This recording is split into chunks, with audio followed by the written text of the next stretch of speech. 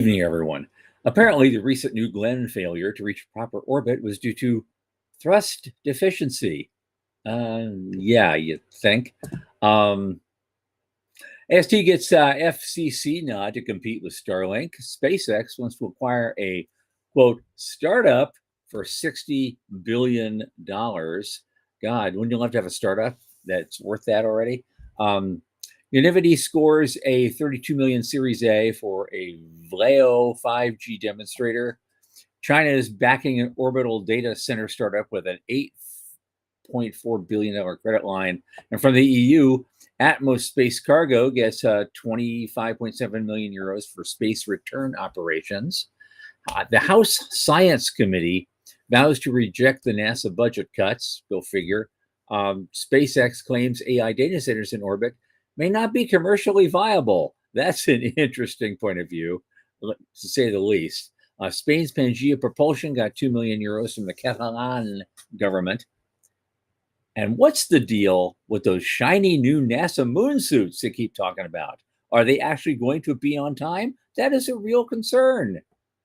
All that, plus our guest, Wendy Austin. From the news desk at the Center for Space Commerce and Finance, my name is Thomas Andrew Olson, and this is The Unknown Quantity.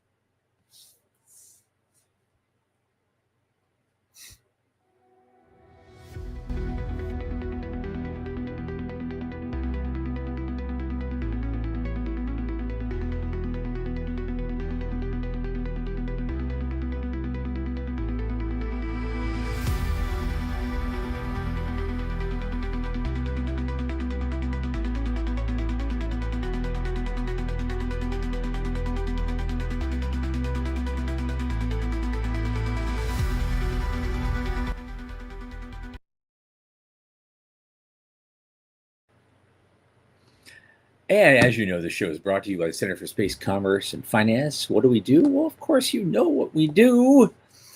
We champion and strengthen emerging space startups and space adjacent enterprises worldwide through advisory, access, and advocacy.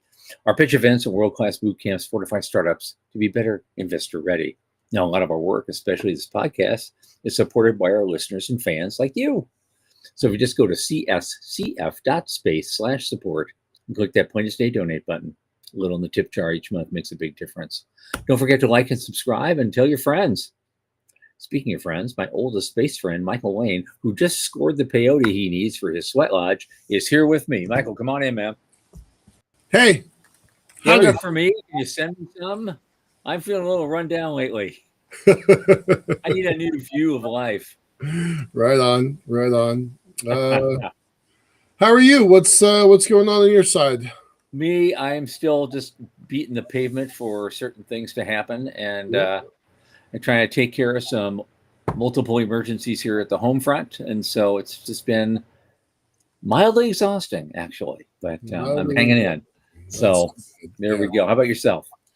I'm running a hell of a lot of proposals and waiting for other people to say yes or no to things. It feels like my whole life is waiting for other people to react. I'm like moving pieces on the chessboard, and something's gonna happen. So good. Keep your hopes up. I mean, I've been kind of doing the same thing when I have time, when I'm not trying to fix a bug infestation in my garage, or and my wife's having this skin ailment problem. We don't know where that came from, and the doctor she saw just the other day was no help at all. Dang. And so it's like, I don't know. We're still trying to figure out what the medical profession has to offer or not at this case. That's where we're at. I did forward.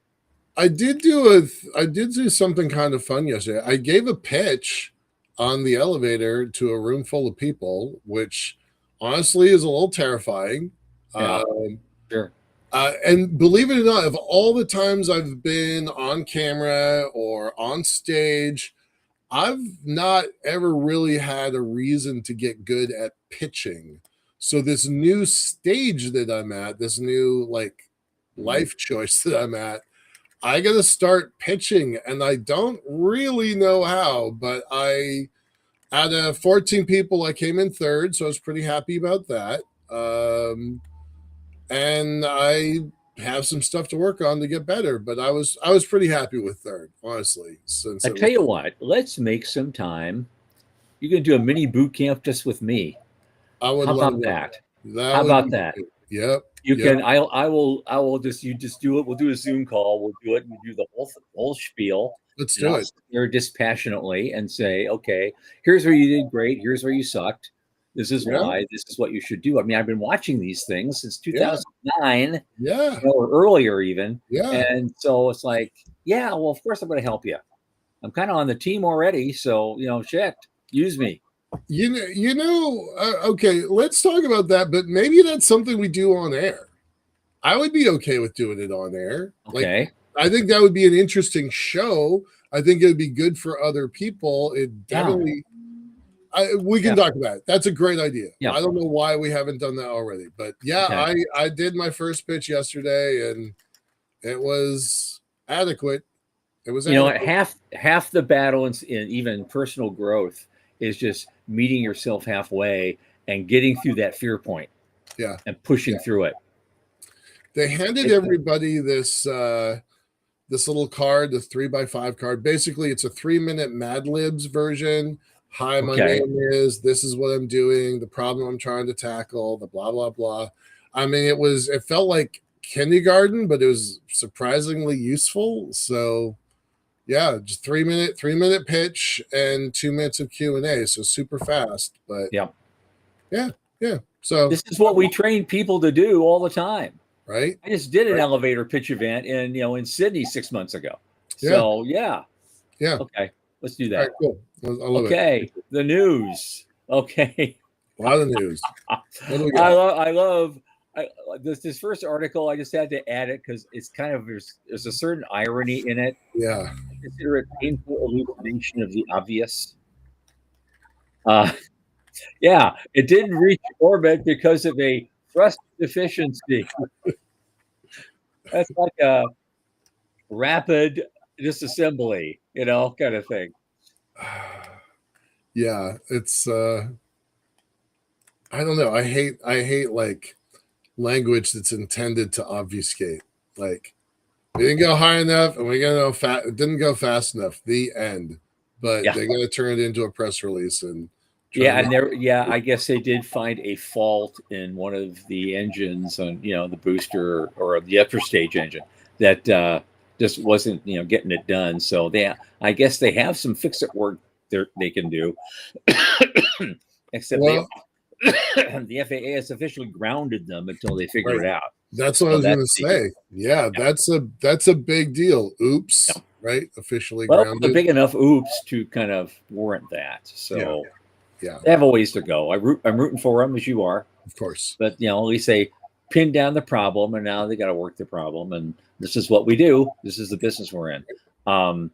Next up, AST, who was the unfortunate recipient of that problem the other day. Yep.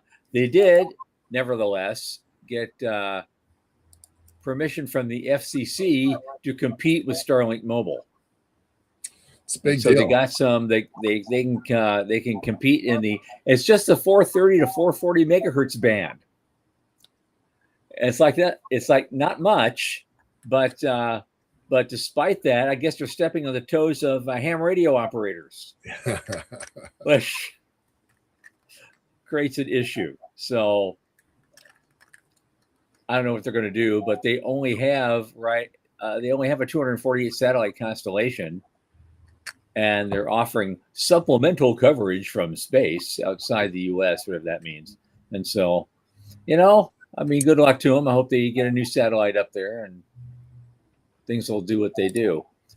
I'm curious if they get the same pushback that Starlink got when it first started, because their spacecraft is the biggest thing in the sky by a lot. It's way bigger than the International Space Station.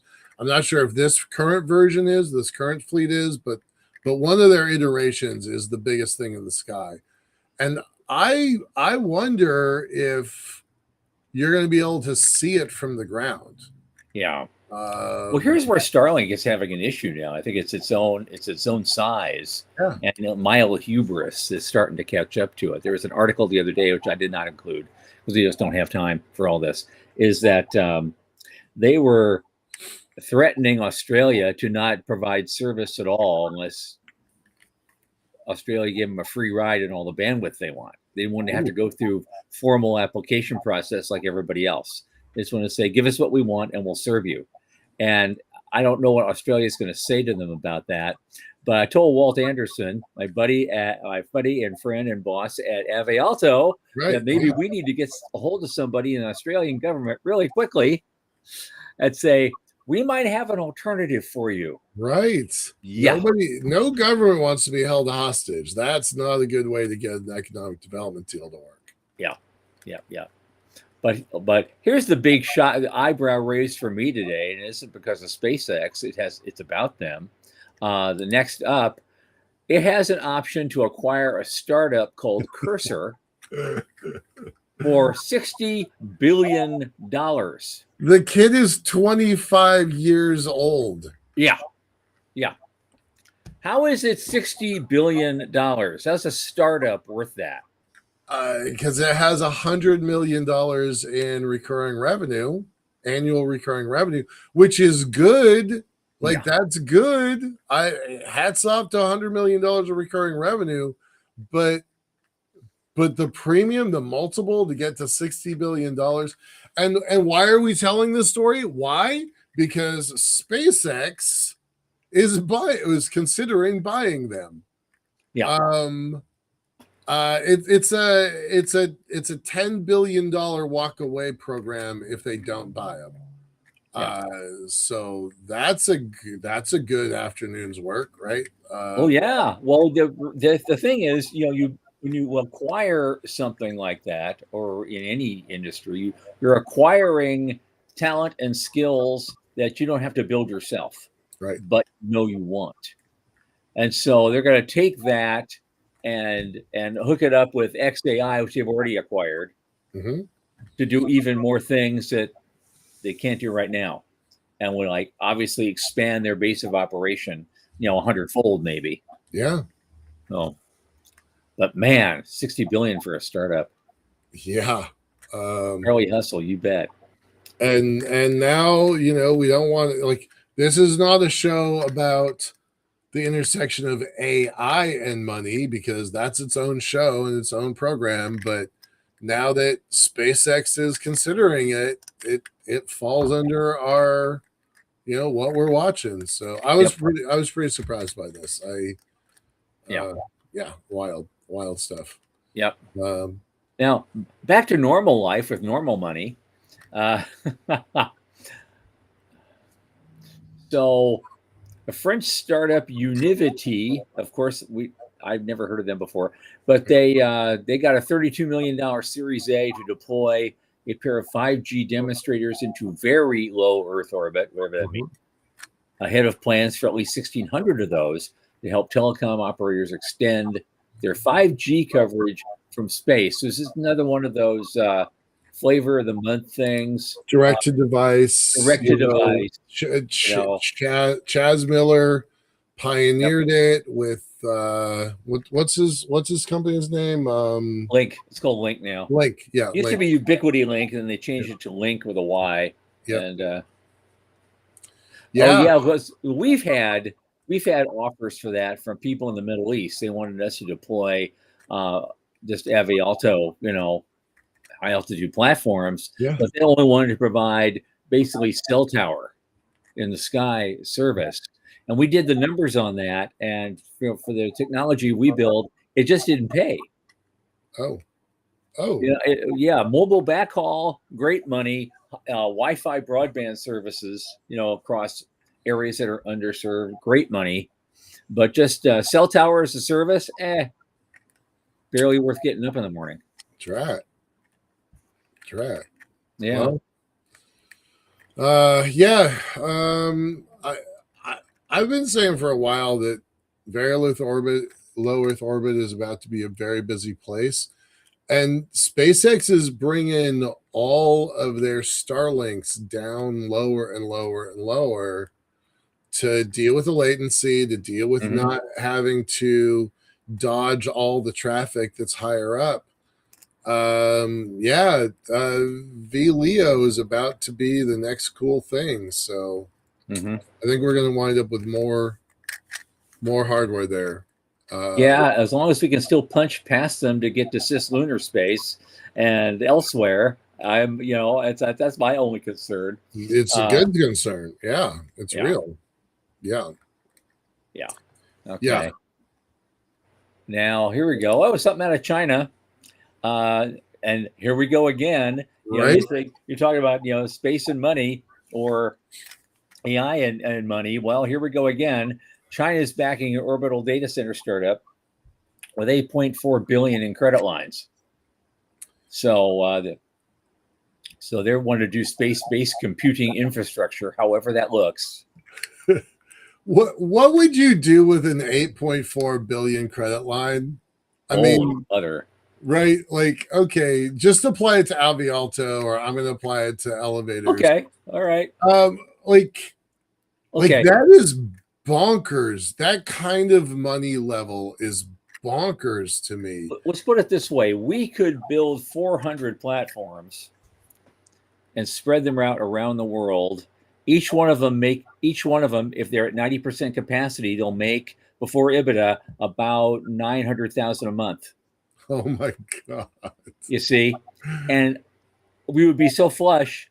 I can afford to do one of my personal fantasies is I want to float one of those right over Mount Everest. That one won't pay for itself, but it will pay. Do you know 35,000 people go to Everest Base Camp every year? Absolutely. And the service they're getting, you can imagine, is from the crappy satellites flying over there that they have now. Yeah. We could give them like it's home. Here you go. Boom. So and China, you go to the summit of Everest and call mom on your smartphone. Call mom and do it. And send here, look where I am. Send a selfie. This is me summiting. Yep. What a world. Yeah. $8 billion in credit lines. My elevator's only $350 million. So you could build a lot of elevators for that. Yep. Right? Yeah. But we could also buy our own private commercial space stations to play with. We could do all sorts of things. I mean, actually, what I want to do with Aviato is about the first billion or less. So what do I do with the rest of it? That's a good question. Yeah. Oh, Dallas was asking a question. In what way is AST spacecraft larger than the ISS? Who said that? Not me. Did I say that? I hope not. Huh? Dallas. No, Dallas. I know. No, I did. But I didn't say AST spacecraft I said larger than ISS. It is the solar panels on. I don't know if it's this generation or the next generation, but the solar panels of AST are the biggest thing floating in space. They're gigantic. Okay, the solar panels. That's a whole different matter than the craft. Okay. Yeah, no. It's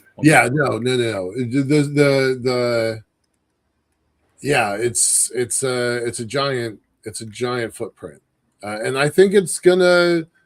Okay. I wonder if the astronomy community is going to get angry about it the same way they did for.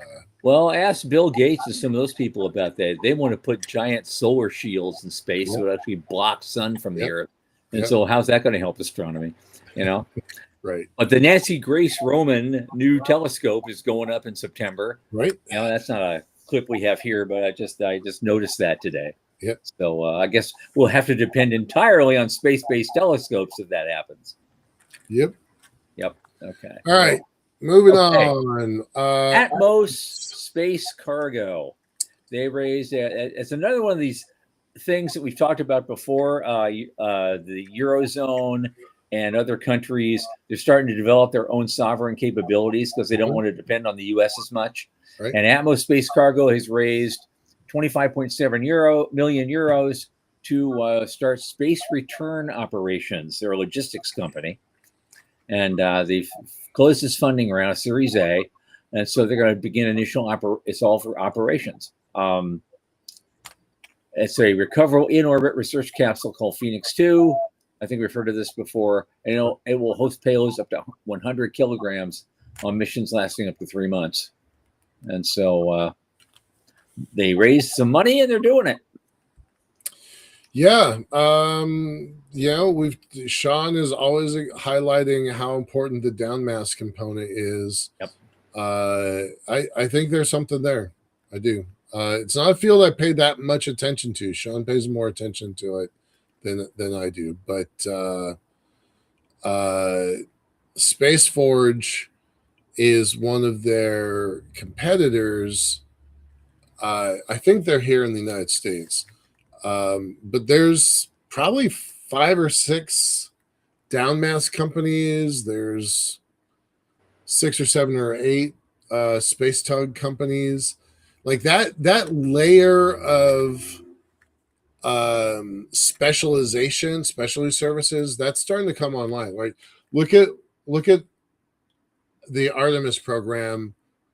You had every single thing you needed in the same box, right? You had all of your life support, you had your cargo, you had the launch to begin with, the several stages and the return process, all in the same box. And I think soon, maybe not tomorrow, but soon, you're going to wind up with a specialty system that gets you to low Earth orbit, another one that is a space tug to get you where you want to go, and another one that's down mass. I really think the specialization is going to be the way that we go, but absolutely, it might be a while. We will have the continuous presence, yeah, post ISS, but it's going to be broken up into smaller but ubiquitous pieces. There's going to be a lot of them. There's always going to be somebody up there doing something, and most of it, for pay.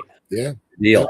And there will be savings in the long run, even if NASA wants to get in the act and rent some space to do something special that they want to do.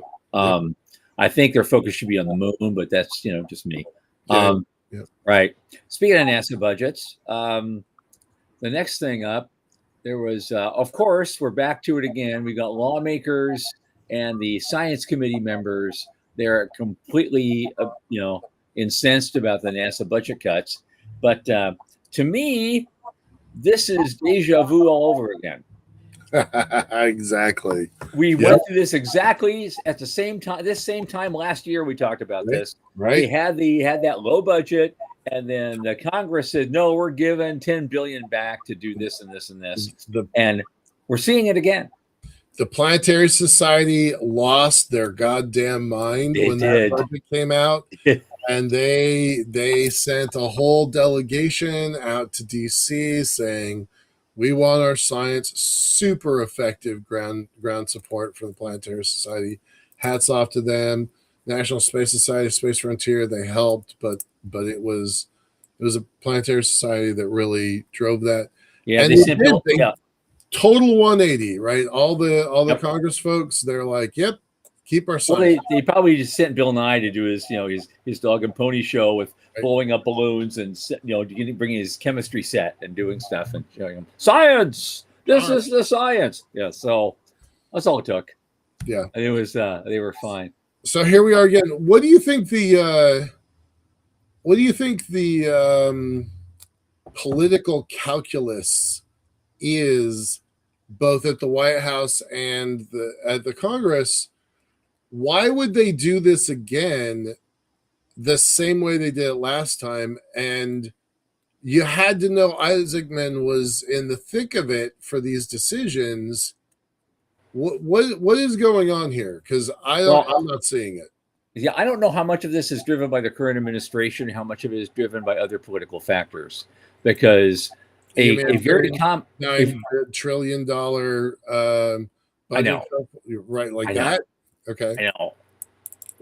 If Trump is known for anything, he's known for this, even when he's like normal, is he puts a stake in the ground way out here. And then there's pushback and complaint and, screaming and yelling. And there's a negotiation and it goes down and and it gets to this point here, which is where Trump wanted to be all along. And so that's his negotiation style. It's always been that way. I remember this, living in New York, watching him do his real estate deal. It's the same. It was in the news every day, so he was just a fact of life for people, living there. And so we're used to it. But no one else is. No one else sees this. No one in the West Coast sees this. They don't understand that history. And so everybody panics every time he sneezes and does something. I'm not happy about everything he does. But I still see that pattern in a lot of ways, even on the big stuff. All right. So we'll see. I mean, I think some of those cuts will be restored again, because Ted Cruz hasn't weighed in yet. Right. And when he does, usually whatever happens then is whatever happens then. So we'll see. Yeah, I'm not a fan of this particular game, but I'm glad I'm not in Washington, D.C. That's what I'm going to say about that. All right. You're going to be in about a month and a half. Right. Yeah. All right. What do we got next? Okay. What do we got? We're close to the end here. We've got this. This is from actually Reuters of all places. SpaceX did a S-1 filing, and in that filing, it apparently highlighted the risks of unproven space-based AI and interplanetary projects. And so, but then they turn around and warn everybody that heavy reliance on the Starship rocket could impact growth if delays persist. So they're all over the place. Right. But this is an official S-1 filing. This is 1984 devil speak. That's what it is. Absolutely. Right. Yeah. All the ambitions rely on unproven technology and may not become commercially viable. At least until I can own it all.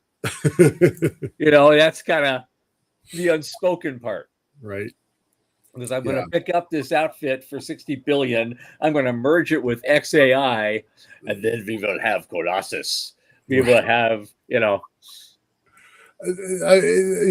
have to put in those kind of disclosure documents in these sort of filings, but it's like, woo, let's. Well, you'll know he's done it with that all that big thing. All of a sudden, takes over everything and has Arnold Schwarzenegger's voice. That then you're screwed, right? You know what? Seriously, on a serious note, like it's fun to poke fun at SpaceX right now, but on a serious note, what I don't understand about their offering is why they're not talking about point-to-point suborbital. It is way easier to make that case than data centers in the sky. They are so much closer to that capability.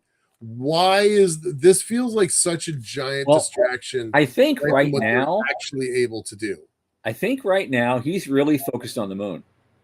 He is focused on refueling in orbit. That's the thing he wants to prove that this year on orbit refueling. And then he's building a smaller version of the upper stage to land on the moon. Those are the two biggest things he needs to worry about right now and is worrying about. Point-to-point suborbital is a side hustle. But it's a better side hustle for his story of a $2 trillion IPO than data centers. Well, everybody understands. I was at dinner last night with one of the angels that was interested in talking, and I'm like, here's point-to-point suborbital. A rocket goes up, the world spins underneath it, the rocket comes down. Seattle to Tokyo in 45 minutes. And her eyes went boink, like that's real. Right. I'm like, it's gonna be. Yeah. It's such an easier conversation. Everybody understands the difference between a 15-hour flight and a 45-minute flight. So easy to explain. Mm-hmm. I think they're missing a giant element that, and they could be the American Airlines of space. I mean, they could. Yeah, well, it could be. Well, yeah, if you actually look at the history of airline travel, not a single airline ever has really made much money in 80 years. So I think the same thing may hold true here. He's doing a roadshow now. Yeah, he's doing a roadshow soon, And those people are serious analysts. It's not been their first rodeo by any means. They're big Right. guys who write, who move huge numbers around. Right. And so, yeah, they will look at that. You want to put that into your proposal? Sure. But they're gonna see the numbers from that probably, no matter how pie in the sky, and it's not gonna be much by comparison to the larger picture he's trying to Yeah. paint. I think. I think it's a tactical error to push data centers when point to point is so much closer. So whatever. Nobody's offering me $2 trillion for what I think. So Yep, yeah. But it mimight be 1/20th the revenue. See what I mean? Right, It's I don't know what they're pitching or how they're pitching it, and we'll probably never know unless it sneaks out somehow. I bet you there's people are going to leak that. I bet you Yeah. that's a thing that's going to get leaked. Yeah, it's Yeah. too big a story. Once the road shows starts, we might see a leak, and in fact, we need more friends, Right? so we can get a leak ourselves. Go leak something to us. Come Right, on, we'll be your right. best friend. Come on, guys, Yes, bring it in. Wouldn't that be fun to? Yeah. All right. Exclusive here on this show. Right. Exactly. Someone leaked this, and we put the guy on, whose face is blacked out, and his voice sounds like this. And so, that'd be All great. right. Sean is like, no more news. Let's get to our guests. So okay, we didn't get it all, but okay, well, but we did good. We only had a couple of things we left. Let's do this. Our guest tonight, we've had on before, and she's wonderful. Her name is Wendy Austin, and she is one of the key people at a company called First Robotics. They do they do robotics teaching and competitions for K through 12 students, and they've just had a major competition, and they're going to be doing more. And we're going to talk about all aspects of robotics and maybe some AI and how the kids are adjusting to that. And so, Wendy, welcome back. I just saw Sean's notes in the chat. He's like, time, guys, no more news. Let's get to our guests. 7 exclamation points, for God's sake. So I was enjoying it completely. But I have no leaks for you tonight. None. I'm glad. Yeah. So I'm glad. Thank you. I'm glad someone did. Thank you. Yep. Thank you. Y'all had me cracking up. You just couldn't see it. Oh no! I just got to add though. Dallas Beanoff says, "What's smaller Starship? The Starship that will go and land on the moon? Yeah, the lunar lander that Elon is building is actually physically shorter. It is smaller. I like how it's got like Mickey Mouse ears. Have you seen it? Yeah. Yep. Wendy, give us your 1 minute, 2 minute bio just to remind people who you are and what you're doing. Sure.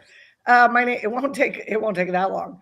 My name is Wendy Austin. I am the regional director for First Robotics in North and Central Florida.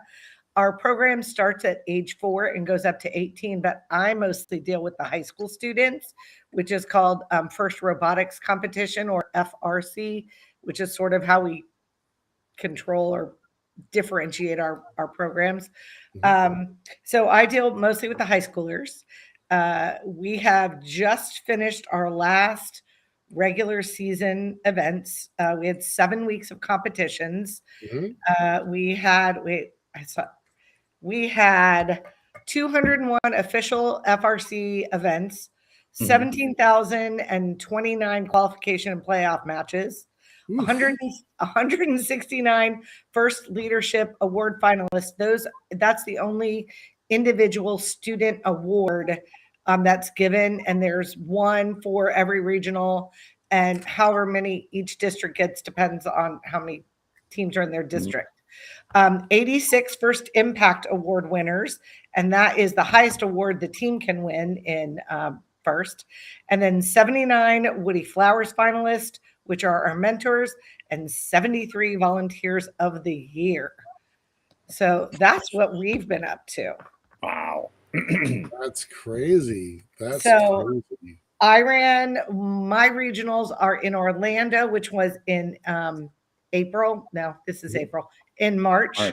And I had teams there from Turkey, Sweden. Wow, I've forgotten at this point. But you could tell the Swedish team because they were all very tall and blonde.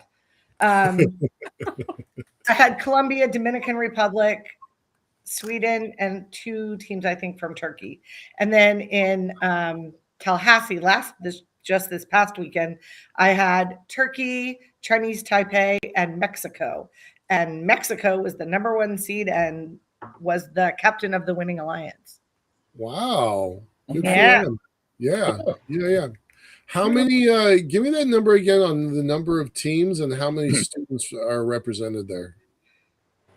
Well, in Florida, we have 90 of the FRC teams, 90 or 91, and there's an average of 35 kids per team. So some teams will have 20 or 30, and some will have 60 or 70. I don't know what they do with all those children, but they do, and they're amazing teams. So you're looking, I think in Orlando, we kind of guesstimated we have 1,750 kids. And then in Tallahassee, we had about 1,500. My intern last year was the captain of her first team, and she's like, I didn't even get to touch robots. I didn't even get to program anything. It was just operation. About it. Well, I can imagine, and she should have been allowed to write code. I would not like it if, like the team that I'm a mentor on, my lead programmer is a girl, and she is phenomenal. She is 17 years old. She's already passed college DiffEQ, and they won't let her take any more math classes until she graduates from high school. But she is brilliant, and she was so it's a shooting game this year. So they shoot these like oversized softballs that weigh a half a pound. Okay. And she built a whole simulator. So, and she's tried to explain to me, I want everybody to remember I was a theater major. So that art could drive our target. And she explained it to me, and I just stare at her blankly. And then she would show me a picture of the arcs, and I'd go, "Oh, okay, I get it." But yeah, she was gorgeous. She is so smart. I actually, our main mentor. So I'm gonna backtrack just a touch.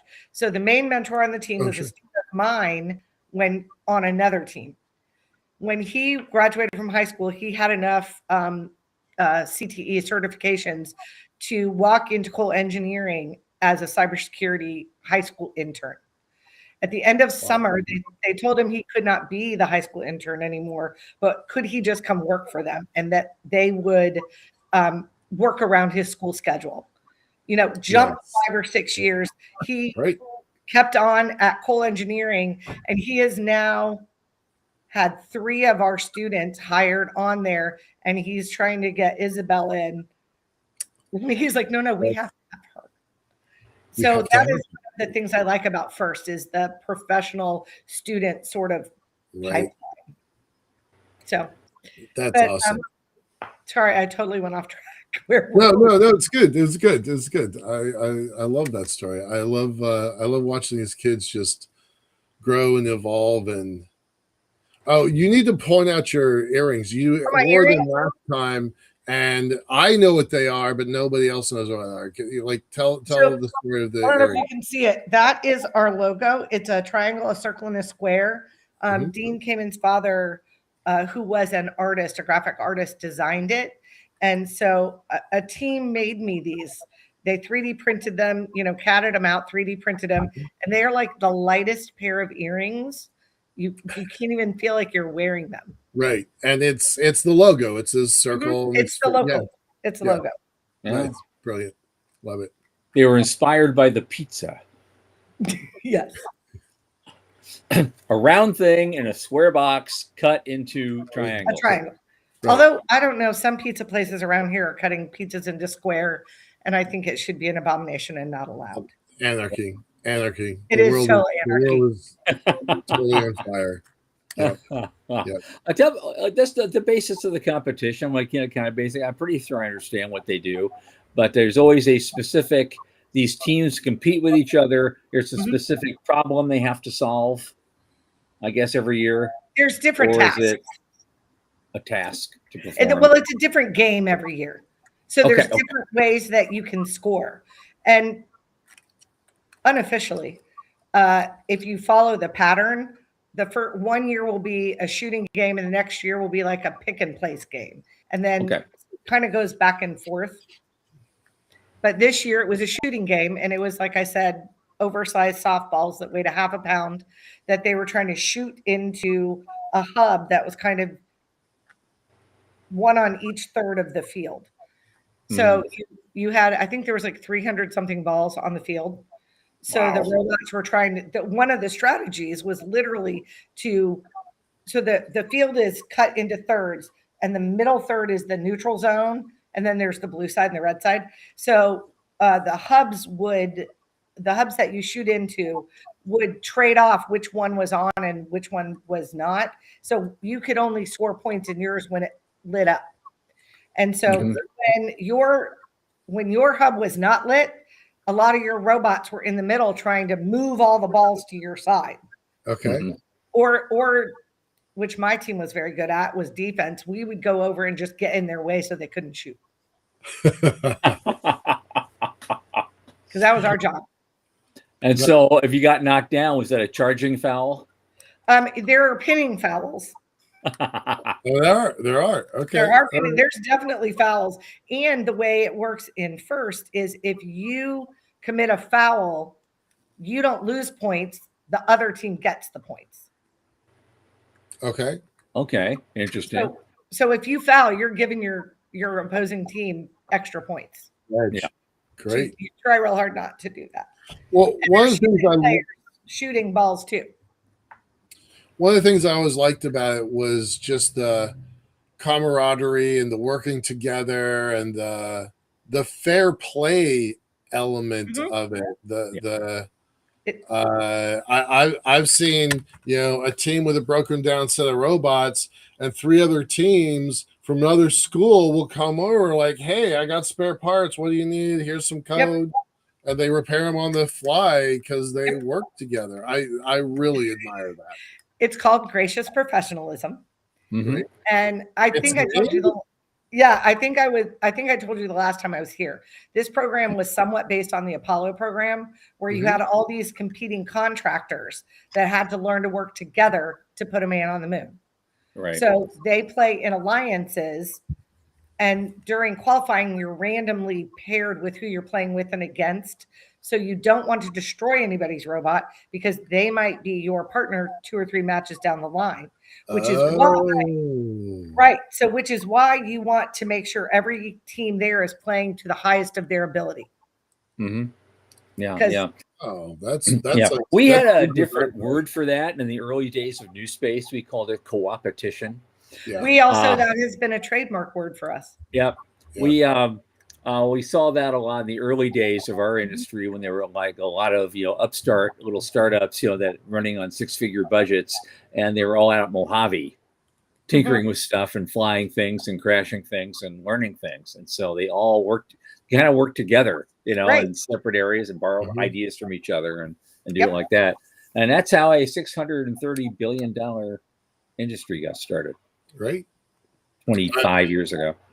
I was on a call today. I'm not going to say who, but Tom, you know who they're going to be calling is Orbit Fab tomorrow. So they're talking to Daniel. But this whole community, they talk to each other, they work together, they try to help each other solve problems. So it's the grown-up version of first, and I love that. Yep. And I love it because a lot of our teams will take a lot of their code and some of their designs and put them out on open source. Oh. So anyone can get them. I'm a little surprised at, because I probably wouldn't be doing that myself.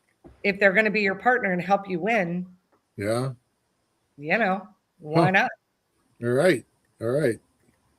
Huh. Fun. So I did want to I did want to tell you, Michael, if you need training for an elevator speech, that's what my kids can do because they learn to do that. That's part of the training. The speaking part, the presentation part, it's great. Yep. Yeah. We were actually at the Navy today doing a presentation, and it was Kids Day at the Navy, and I got a lot of compliments on how well my students spoke. Nice. Good, and they were all freshmen. I'm fairly reasonable at public speaking myself, and guess how I learned it? Studying theater in high school. Mm-hmm. Me too. Me too.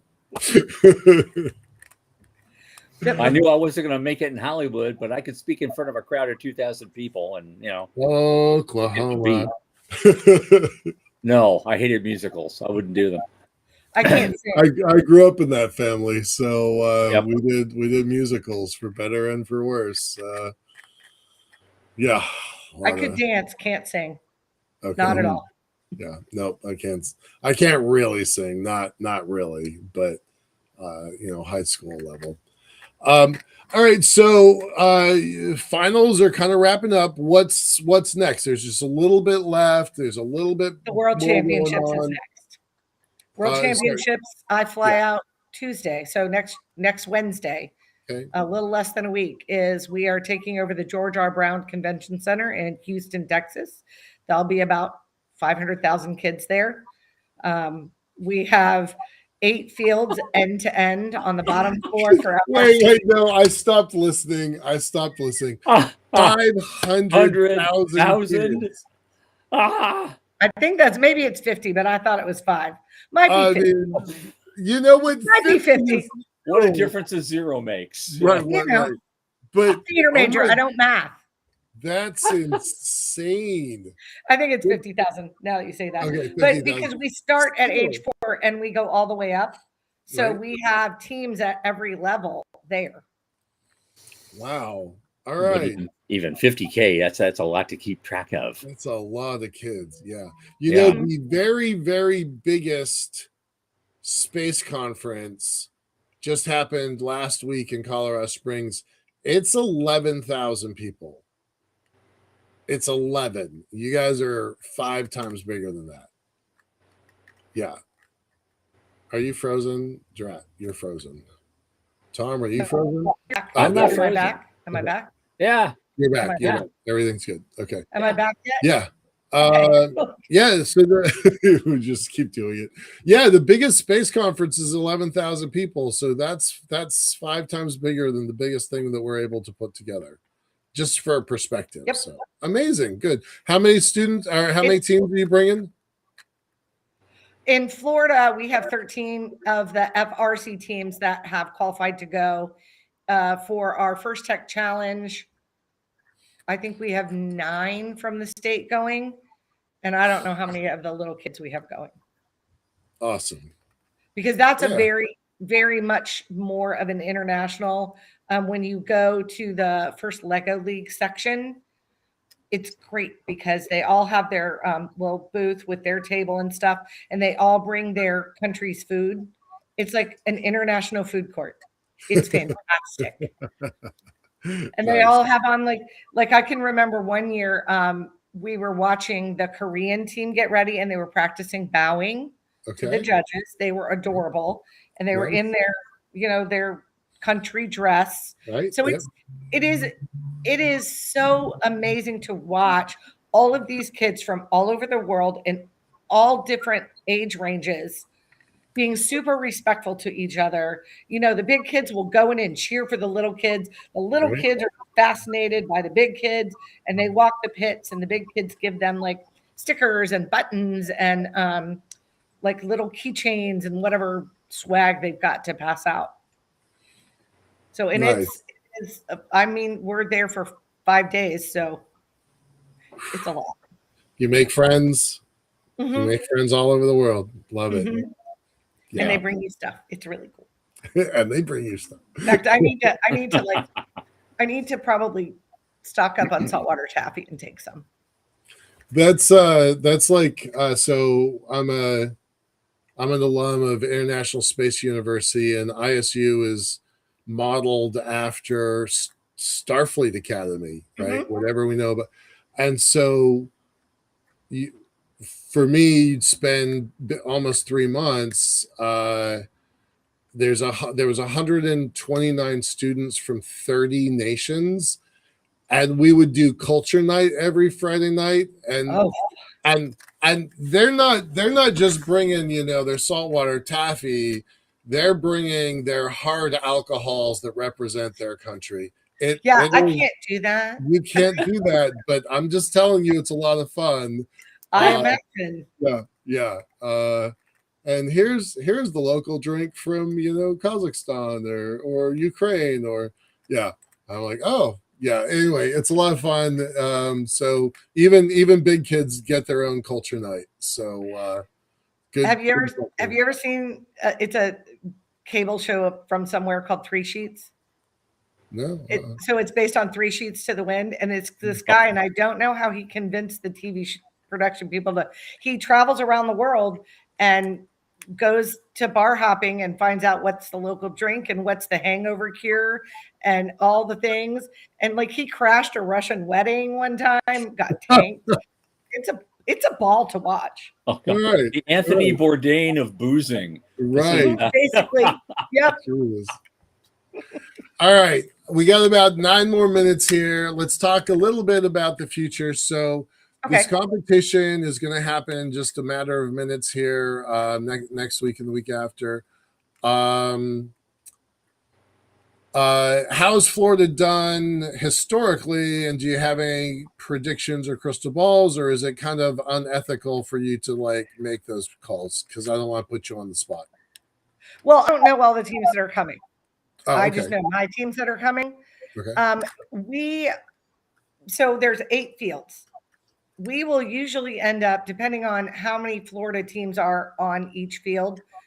Last year there were 2 fields. 2 of the 8 fields didn't have any Florida teams, but I would say out of our 13 teams, probably 8 of them will end up playing in field division finals. Okay. And then if we're really lucky, we'll have one that'll make it to the Einstein finals. We have a team called Spam that's out of South Florida that has won on the Einstein fields before. Okay. The pink team from Cocoa Beach hasn't made an appearance on Einstein in a while, but they used to be a fairly regular on Einstein. Exploding Bacon, which is a team out of Winter Park, has played on Einstein. Exploding Bacon. I know. Well, that's the name. Oink, oink, boom. That's their cheer. Oink, oink, boom. Oink, oink, boom. The one thing, so in the Orlando regional, Children of the Swamp and Spam almost always end up playing in the same alliance and almost always end up winning. But because of the way their number, because their one is 179, one is 180. When you get to championships, they're never on the same field. Right. So they can't ever take over. But I'm really excited. So the teams are, your number is in numerical order from when you started your team. Okay. And so, so I said 179 and 180, those teams are 28 years old. We have a team 162. So they're only like a second or third year team, and they made it to Worlds this year. So I'm very proud of them. The Vikings from Northwest Florida. Nice. Good teachers, good mentors, good. That's a rocket ship they're on. Good for them. Well, most of our kids want to go into the space program. Right? Right. One of my students, 19, he just got a job at Blue Origin. Oh, good for him. Whoa. Good. Yep. This is what it's about, right? Right? There. Yeah. And so I do want to take a second. Because you keep saying, "Oh, I'm a theater major," but you're also a regional director, but bottom line, you are also an educator. I would like you to put on your educator hat for 30 seconds and say, there you go. Given all the explosion of AI and the things that are going on in the general society and culture, what do you think? How is the best way, do you think, to start preparing these kids for that kind of way out future that's going to hit them within a few short years? Okay, so I asked a couple of my coaches this question so that I could talk. And so one of them, who runs an FTC team, which is the smaller robots, he said that they use AI in 4 different areas right now: vision systems, CADing, coding, and rules. The vision systems, they use an advanced vision system so that they can recognize objects on the field and the April tags, which are like a QR code, so that they can lock onto that, know where they are in the field, and then shoot or move or do whatever they have to do from wherever they are. In CAD, they analyze CAD models so that they can optimize structural integrity and weight reduction, because my personal team was 5 pounds overweight when they got there and had to Swiss cheese their robot. So that was fun. And then for coding, they said, he said that AI can assist with writing code, but it's very rudimentary. So you don't want to, because it hasn't really been taught enough yet. And then rules and strategy. And that is a good thing if you just, feed in the game manual and say, what's a good strategy, or to, these are because some teams have a lot more limitations. They build in a school. They can only build, for 4 hours a week. They don't have a machine shop. So how can they build a robot as opposed to like one of the NASA house teams that has a full machine shop and, 12 engineers that help? So that's one way they're doing it. And then my one FRC coach, the one that I was telling you about that worked for Cole Engineering, said AI is technology like any other. Some adopt it and some don't. In fact, a lot of law firms still use fax machines. I did not know that. And he said that AI is not great at generating new ideas. They just come up with kind of average ideas because they only know what already exists.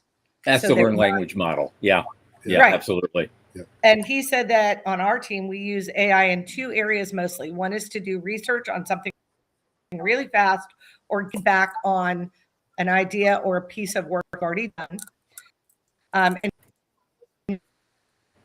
And robots don't have enough computing power to run AI locally, integrate machine learning on a robot, as well as some AI and applications off the robot. He said, looking at AI as technology, our goal is to expose students in a meaningful manner that is both responsible and productive. He's not even 30 yet, and this is yeah. He said, looking to the horizon, it's a balancing act. Because we were actually talking about this not too long ago, that a lot of our students, we are teaching them how to use a manual CNC machine, but in the real world, they're only going to know that as history. They're going to, That's the Dewey Decimal System in the card catalog file of the library. Yeah. And a slide rule. Yeah. Oh, don't get me started on that. Yeah. Can't use any of that. Yeah. Right. But they know the mechanics behind it. So they can do a better job of feeding the information into the machine and having the machine do it. Gotcha. All right. We got 1 minute left. What does the future look like? 5 years and 25 years. Fast. 5 years. I hope that we have over 100 teams in Florida, FRC teams. We currently have 9 FTC leagues. I would love to see 12 or 15. And in 25 years, oh my God, these kids are going to be running the world. Hope so. I know what they're coming. I know what they're capable of. So I'm excited for that future. And I grew up a kid of the space race. I thought we would already have, suburbs on the moon. So hopefully by 25 years, I know. Yeah. Hopefully by 25 years from now, we will. Yep, absolutely. And on that note, Wendy Austin, Regional Director of FIRST Robotics, and an inspiration to thousands of students to take up STEM careers, which we love. Thank you so much for being with us. You're welcome. We'll do this Anytime. again. I'll We'll do this report again back sometime. I'll Okay. report back if a Florida team wins. Well, I'll tell because thank you so much for being here.